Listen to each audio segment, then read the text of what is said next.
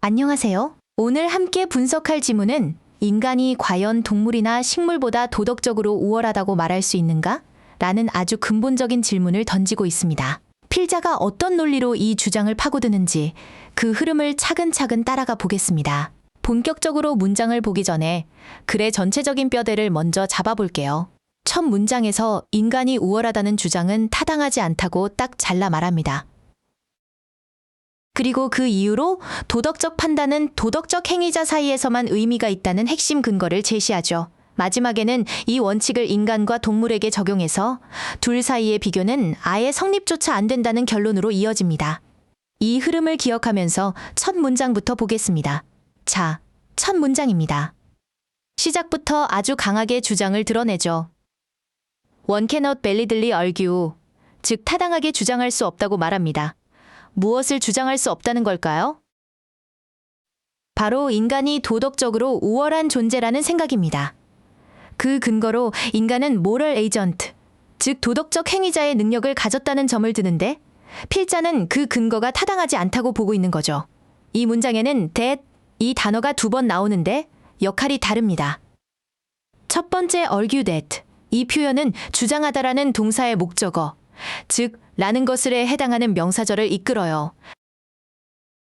반면 두 번째 on the ground that, 이 표현에서 that, 이 단어는 the ground, 즉 근거라는 명사의 내용이 무엇인지 구체적으로 설명해주는 동격의 역할을 합니다. 둘 다 뒤에 완전한 문장이 오지만 기능이 다르다는 점을 구별하면 해석이 훨씬 정확해집니다. 그리고 이 문장에서 아주 세련된 구조가 하나 쓰였는데요. They possess, 이 표현과 while others lack, 이 표현을 보세요. 인간은 가지고 있고 다른 존재들은 가지고 있지 않다는 뜻이죠. 무엇을요? 바로 뒤에 나오는 the capacities of a moral agent, 이 표현입니다. 이 목적어를 두 동사가 함께 공유하고 있는 거예요. 이렇게 공통된 부분을 뒤로 빼서 문장을 간결하고 힘있게 만들었습니다. 첫 문장에서 주장을 던졌으니 이제 그 이유를 설명해야겠죠? 두 번째 문장은 the reason is that, 이 표현으로 시작하며 바로 그 역할을 합니다. 왜 인간이 우월하다고 주장할 수 없느냐? 그 이유는 도덕적 기준에 관한 한 only beings, 오직 어떤 존재들만이 도덕적으로 선하다, 악하다라고 의미 있게 말해질 수 있기 때문이라는 겁니다. 그 존재가 바로 도덕적 행위자의 능력을 가진 존재들이죠. 이 문장은 주어가 꽤 길어요. 네 절 안에서 주어를 찾아보면 only beings인데 바로 뒤에 that have the capacities, 이 관계 대명사절이 붙어서 주어를 꾸며주고 있죠. 이렇게 수식어구가 길게 붙을 때는 괄호로 묶어보는 습관을 들이면 좋습니다. 그러면 진짜 동사인 can meaningfully be said, 이 표현이 한눈에 보이죠. 도덕적 행위자의 능력을 가진 존재들만이 말해질 수 있다, 이렇게요. 세 번째 문장은 앞서 말한 내용을 더 명확하게 다시 한번 설명해 줍니다. Only moral agents, 오직 도덕적 행위자만이 도덕적으로 더 낫거나 못하다고 판단될 수 있다는 거죠. 그리고 더 중요한 말이 뒤에 나옵니다. And the others in question, 여기서 비교 대상이 되는 그 다른 존재들 역시 must be moral agents themselves, 반드시 도덕적 행위자여야만 한다는 겁니다. 비교는 같은 자격의 대상끼리만 가능하다는 원칙을 못 받고 있죠. 여기서 문법 하나 짚고 갈게요. can be judged, 이 표현을 보세요. can, 이 조동사 뒤에 be judged, 이 표현이라는 수동태가 왔습니다. 왜 그럴까요? 주어인 moral agent, 이 표현이 무언가를 판단하는 게 아니라 판단을 받는 대상이기 때문이죠. 판단될 수 있다는 의미를 전달하기 위해 수동태를 쓴 겁니다. 누가 판단하는지는 중요하지 않고 판단의 대상이 누구인지가 핵심이라는 걸 보여주는 표현입니다. 네 번째 문장은 도덕적 우월성 판단이 구체적으로 어떻게 이루어지는지 설명합니다. 이런 판단은 based on, 즉에 근거한다고 하네요. 그 근거가 뭐냐면 the comparative merits or deficiencies, 이 표현입니다. comparative, 이 단어는 비교상해라는 뜻이죠. 즉, 절대적인 기준이 아니라 판단받는 대상들 사이의 상대적인 장점과 단점을 비교해서 판단한다는 겁니다. 이 문장에서는 명사를 뒤에서 꾸며주는 분사가 2번 쓰였습니다. 먼저 entities being judged, 이 표현은 판단받고 있는 개체들이라는 뜻으로 수동과 진행의 의미를 함께 나타내죠. 다음으로 one's determined by moral standards. 이 표현은 도덕적 기준에 의해 결정된 것들이라는 뜻으로 수동과 완료의 의미를 가집니다. 둘 다 명사가 분사의 행위를 당하는 수동 관계이기 때문에 과거 분사 형태를 썼다는 점이 중요합니다. 다섯 번째 문장은 앞선 내용을 종합해서 어떤 경우에 도덕적으로 우월하다는 판단이 올바르게 내려질 수 있는지 그 조건을 설명합니다. if, 이 단어가 하를 보면 그 조건이 나오죠. 유효한 도덕 기준이 두 대상 모두에게 적용되었을 때 첫 번째 대상이 두 번째 대상보다 to a greater degree, 더 큰 정도로 그 기준들을 충족시키는 경우 바로 그때 우월하다고 판단할 수 있다는 겁니다.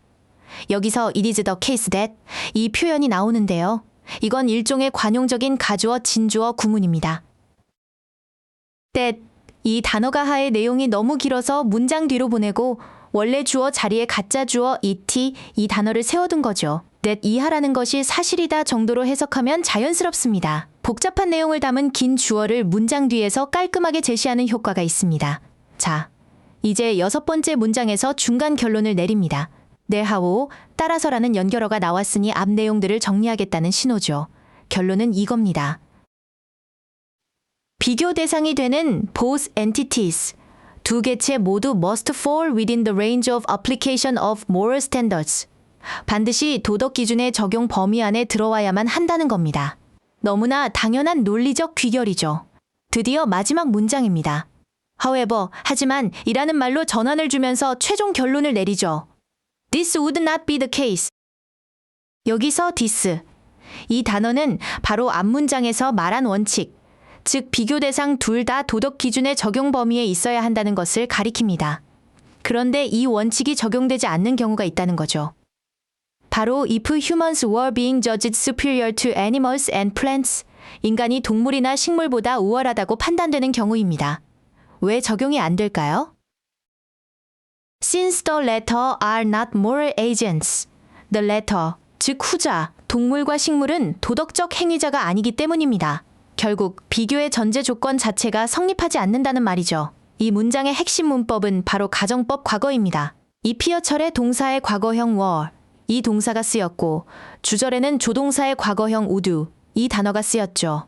이건 현재 사실과 반대되는 상황을 가정할 때 쓰는 표현입니다.